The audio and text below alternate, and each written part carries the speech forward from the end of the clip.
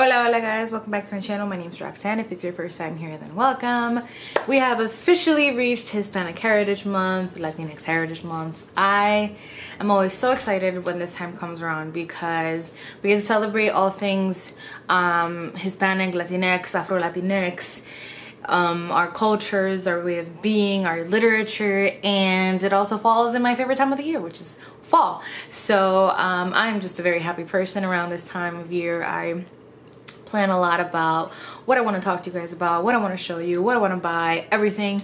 And so I'm just very excited that I finally get to put my first video up, which is going to be my TBR for the month of Hispanic Heritage Month, which, if you are not aware or not familiar with, it begins September 15th and goes through October 15th. Of course, you are more than welcome to read Latinx books all throughout the month of September and all throughout the month of October, and even into the rest of the year. But it's always great to have this month highlighted, and so yeah, let's just dive right into it. You guys may have seen this book if you watch my weekly reading vlogs, and that is Malcriada and Other Stories by Lorraine Avila, and this is a collection of short stories.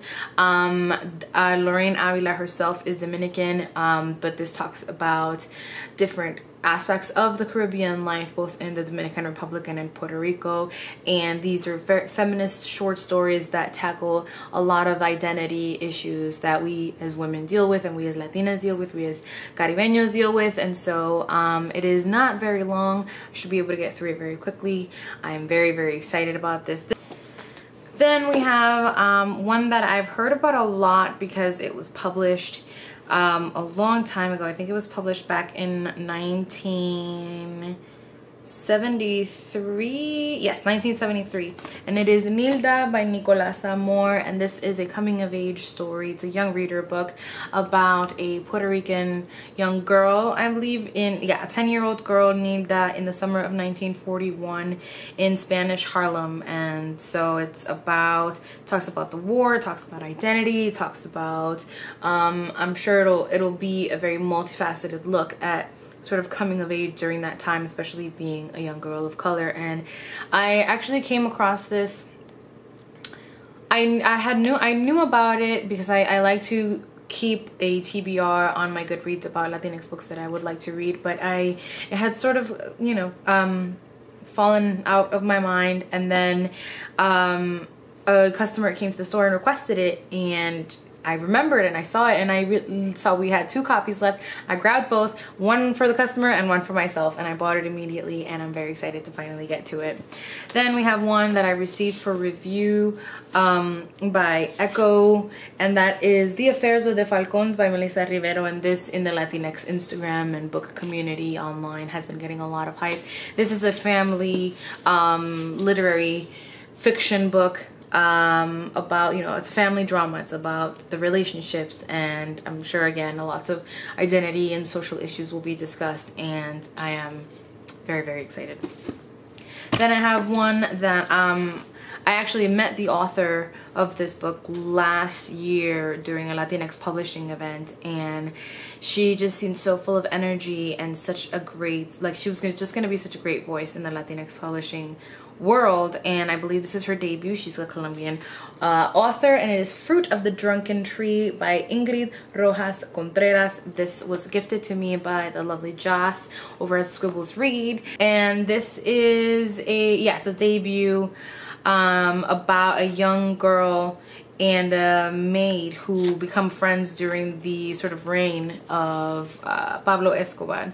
And so we're going to deal with a lot of the history of Colombia and the hardships that it's had to deal with the sort of drug reign of Pablo Escobar. And yeah, I have a feeling that this one will be very impactful. Then we have one of my most anticipated, oh my gosh, I'm so excited. This comes out in September as well. So this comes out September 3rd as well. This would have already come out by the time that this video goes up. And this is Contreras by Carolina de Robertis. Carolina de Robertis was a new to me author last year, and I absolutely fell in love with her voice. She has such a lovely, beautiful, dreamlike voice and way of writing, and I fell in love with the 2 books that I read of hers, which was A Perla and The Gods of Tango, and this is her new release, and I had to have it when I saw it all over my Latinx Instagram. And this is another historical fiction that should be sapphic in nature. So in 1933, Uruguay declared homosexual activity legal and free from persecution, but a coup in 1973 and a military dictatorship that ruled until 1985 changed everything, making anyone who set outside the realm of what they deemed normal a target for punishment and death. In 2001, Carolina traveled to Uruguay in search of her own connection to her family's country of origin and met an incredible group of friends who had survived the dictatorship by drawing strength from one another. Inspired by these courageous women, Contreras takes us on a physical and emotional journey with 5 queer women who refuse to let their authentic selves be destroyed, using the term cantoras, singers, to describe women like them. Together, they discover a sanctuary on the coast at a place called Cabo Polonio. Far from the city lights and constrictions of their day-to-day lives, they find space and freedom to breathe, tell secrets, flirt, and make love. Over the next 35 years, their lives move back and forth between Montevideo, the city they call home, and Cabo Polonio, returning sometimes together, sometimes in pairs, with lovers in tow or alone. And throughout, again and again, the women are tested by their families, lovers, societies, and one another. Yeah, so this sounds like it's going to be amazing. And the reviews that I've already started to come out for it have been nothing but stellar, so I can't wait. And last but not least is Dominicana by Angie Cruz.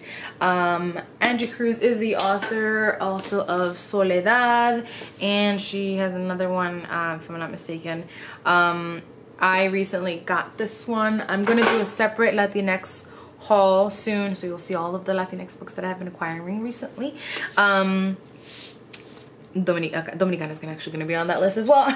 And it is this, you guys have probably heard me talk about this again if you've seen my weekly reading vlogs and things like that. And this is a novel about a young Dominican woman who marries and moves to the United States as a means to sort of better her life and her family. Something happens and her husband is asked to return, or has to return home to the Dominican Republic, and for the first time she finds that she has a little bit of agency and a little bit more freedom than she did before. And so it's a lot to do with identity and feminism and exploring herself and coming into her own in a new place and reconciling who she was with who she is and who she's trying to become. And I cannot wait. I am so excited for all of these books. I anticipate multiple 5-star reads here, if not all. Although I'm sure I'm sort of like reaching very high here, but I'm just so excited. This time of year, like I said, makes me so happy. So I hope you will join me and all of the Latinx creators and any who are not Latinx but who are also participating in this month and trying to read more diversely and read a lot of Latinx reads. Let me know what you will be reading this month. Let me know if you are very excited about any of these and can't wait to hear my thoughts on it. As always, thank you for watching and for listening. I love you guys very much.